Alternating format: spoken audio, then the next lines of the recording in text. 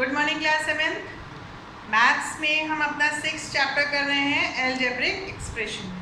Hope आपको ये chapter समझ में आ रहा है। आप करेंगे तो आपको बहुत जल्दी समझ में आएगा, बहुत इजी हो जाएगा आपके लिए। ठीक है, तो अब हम नेक्स्ट एक्सरसाइज शुरू करने से पहले कुछ चीज़ समझेंगे। पहला चीज़ समझेंगे ये एलजेब्रिक एक्सप्रेशंस क्या है। ठीक है, तो जब किसी इक्वेशन में मान लीजिए ये है हमारे पास, ठीक है, हमारे पास ये भी है, तब किसी इक्वेशन में ये प्लस और माइनस, प्लस प्लस है, प्लस माइनस है, कुछ भी हो सकता है, माइनस माइनस है, ये होता है तो इस पूरे इक्वेशन को हम एलजेब्रिक इक्वेशन कहते हैं। ठीक है, और ये जो प्लस और माइनस साइन है इसको हम, प्लस एंड माइनस साइन है एलजेब्रिक एक्सप्रेशन में, इनको हम कहते हैं टर्म्स, और बाकी ये जो है ये एक्सप्रेशन है।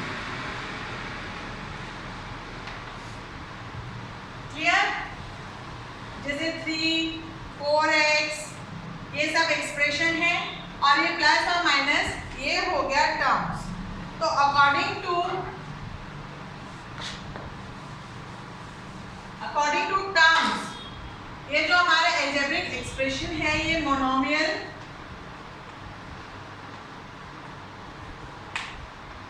Binomial and trinomial and polynomial,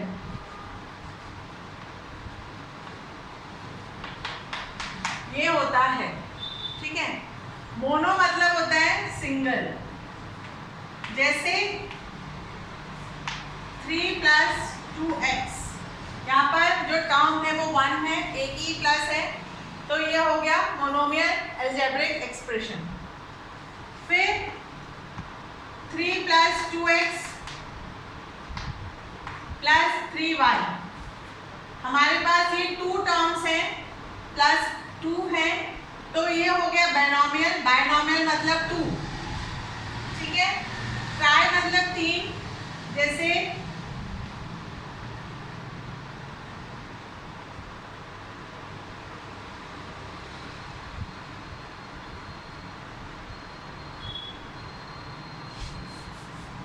sorry, यहाँ पर मोनोमियल मतलब एक ये प्लस है, ये है, बायनोमियल मतलब 3x + 2y है ना, मतलब ये यहाँ पर प्लस का साइन है और ये प्लस, तो ये 2 हो गया, यहाँ पर सिंगल 1, ट्राई मतलब 2, 3, ये हो गया ट्राइनोमियल। समझ में आया? मोनोमियल मतलब सिंगल टर्म, यहाँ पर 3 के सामने हमने एज्यूम किया प्लस है, तो ये मोनोमियल हो गया। बायनोमियल मतलब 2, तो यहाँ पर बाहर प्लस और अंदर plus 2।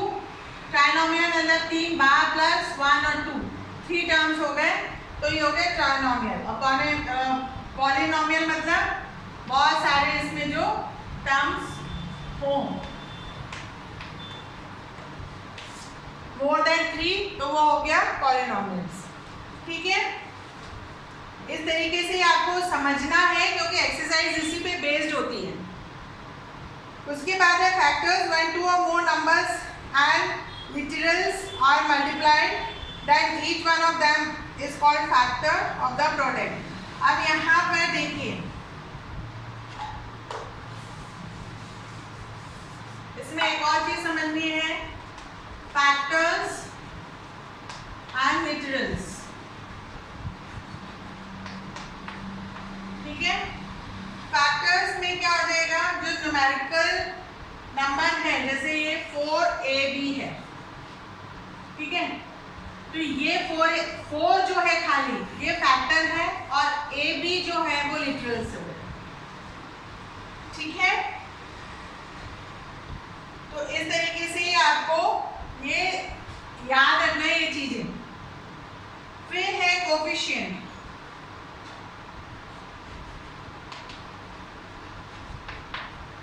In the term of algebraic expression, any of the factor with the sign of the term is called coefficient of the product of the other number. मतलब मान लीजिए ये हमारे पास x y है, ठीक है, तो x का कोफिशिएंट प्रोडक्ट ये जो है 4y हो गया, y का कोफिशिएंट हो गया 4x, 4 के कोफिशिएंट हो गए xy. अकॉर्डिंग टू क्वेश्चन हमें क्या है कोफिशिएंट x का product of numbers 4y, y का कोफिशिएंट 4x और 4 का कोफिशिएंट xy. ठीक है, ये हो गया कोफिशिएंट का मतलब. ओके, और उसके बाद है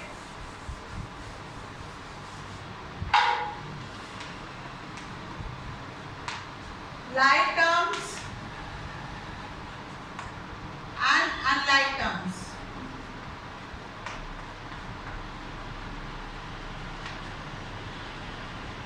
like terms में जैसे 4xy, 10xy, xy है ना, यहाँ पर x सब में है, y सब में है. अब यहाँ पे जो फैक्टर्स हैं, ये जो न्यूमेरिकल्स हैं, यहाँ पर 1 होगा. यहाँ पर इसको आपको काउंट नहीं करना है, सिर्फ यहाँ पर जो वेरिएबल्स हैं उनको देखना है और उसके अकॉर्डिंग ही ये लाइक और अनलाइक टर्म में कन्वर्ट होंगे. ठीक है, तो ये हो गया लाइक टर्म. और अनलाइक टर्म में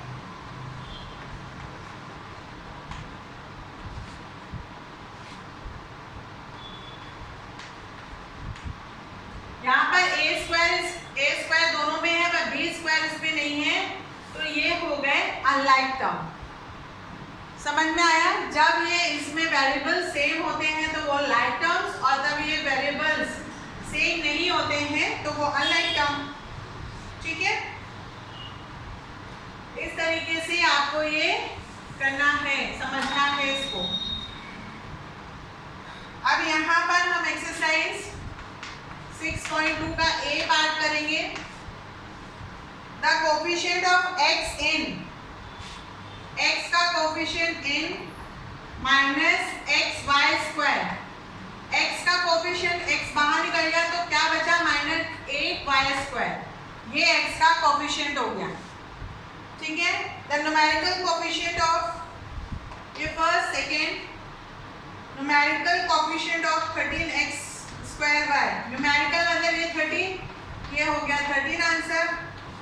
थर्ड का the pair which contains like terms. यहाँ पर लाइक टर्म्स कहाँ पर है, यहाँ पे करेक्शन कर लीजिए, माइनस 2x,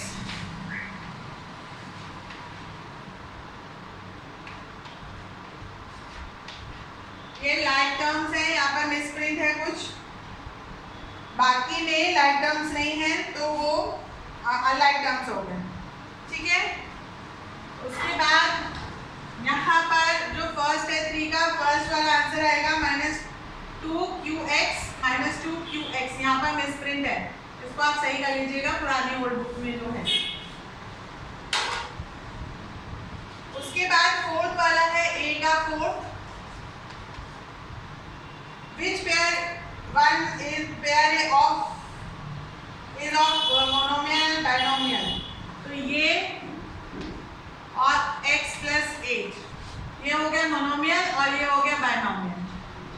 ठीक है, इस तरीके से हम ये a पार्ट करेंगे. अब हम b पार्ट पर आते हैं.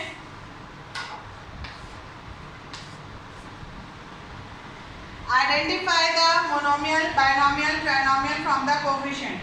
ये मैंने आपको बता दिया कि कौन सा मोनोमियल होगा.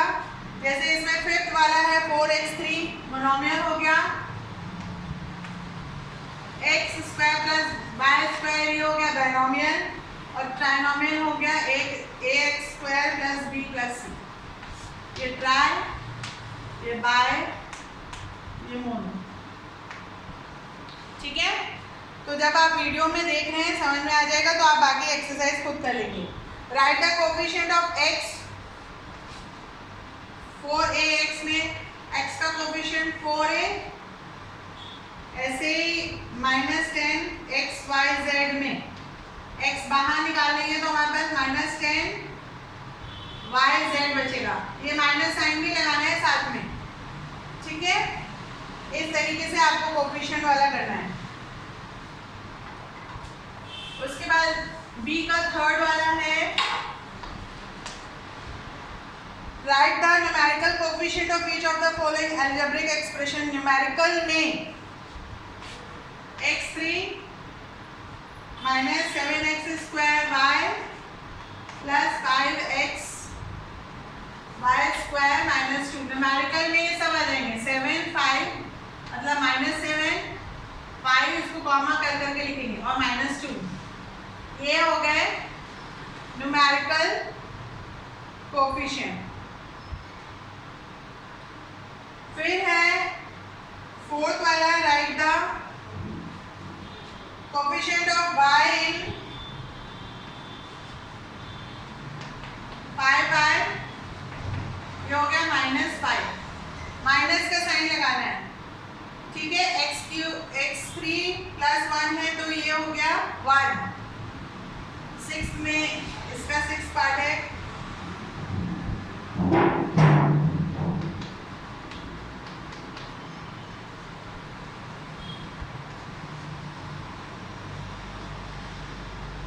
फिर राइट द कांस्टेंट टर्म। इसमें आपको ध्यान देना है ये जो न्यूमेरिकल वैल्यू है और जो कांस्टेंट टर्म है इसमें आपको ध्यान देना है। फिफ्थ वाला, इसमें 3x² + 5x -7 ये जो है ये न्यूमेरिकल टर्म्स हैं, ठीक है। ये तीनों न्यूमेरिकल टर्म्स हैं, पर यहाँ पे क्या पूछा है, कांस्टेंट। अब हम जब यहाँ पर डिफरेंट वैल्यूज रखेंगे तो ये पूरा चेंज हो जाएगा। तो कांस्टेंट क्या हुआ, खाली -7 कांस्टेंट हुआ। समझ में आ रहा है? कांस्टेंट और न्यूमेरिकल वैल्यू में समझ में आया आपको?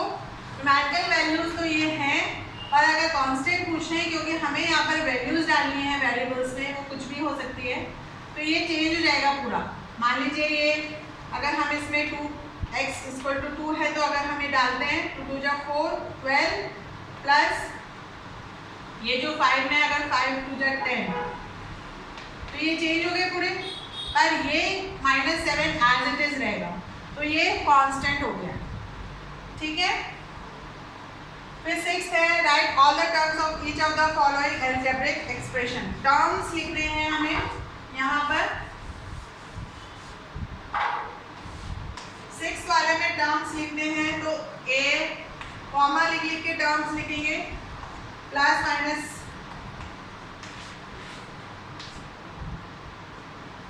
ये टर्म्स हो गए, ठीक है।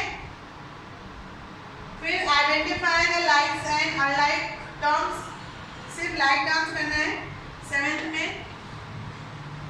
तो यहाँ पर आपको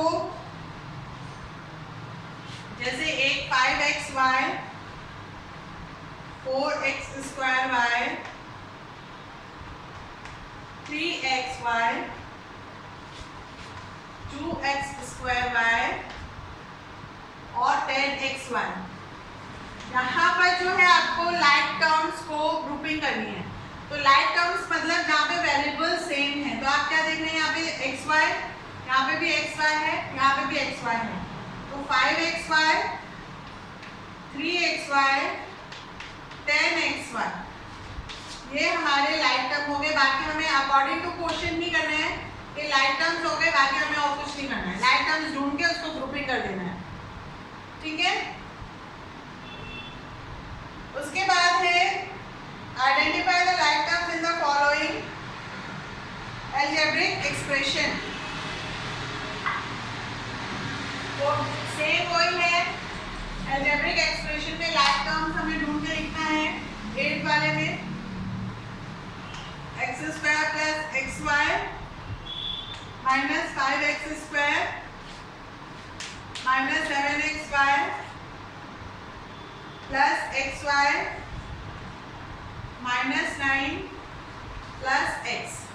तो यहाँ पर लाइक टर्म्स की ग्रुपिंग करनी है, तो आप यहाँ पर जो न्यूमेरिकल्स हैं उस पर आपको नहीं जाना है, x square minus 5x square, ये लाइक टर्म्स हो गए। फिर x y minus 7xy x y, ये हमारा दूसरा लाइक टर्म हो गया।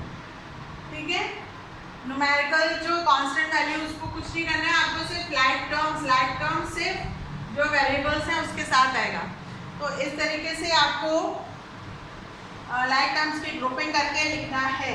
ठीक है, आपको ये वीडियो बार बार देखनी पड़ेगी समझने के लिए, एक बार में समझ में नहीं आता है, 2 बार 3 बार देखिए तब समझ में आएगा। बहुत इंटरेस्टिंग है, ये सिंपल चीज़ आप पहले समझ लेंगे, फिर वहाँ पर आगे एडिशन और सब्ट्रैक्शन शुरू हो जाएगा। तो आपको ये समझना बहुत ज़रूरी है, क्या कोफिशिएंट होता है, क्या फैक्टर्स हैं, क्या टर्म्स हैं, क्या लिटरल्स हैं, क्या वेरिएबल्स हैं। तो ये सब आप समझ जाएंगे तो फिर आप फटाफट से आगे कर पाएंगे। ठीक है, एंजॉय योर वर्क और अपना वर्क ए पार्ट जरूर से मुझे करके भेजिए। Okay, have a nice day.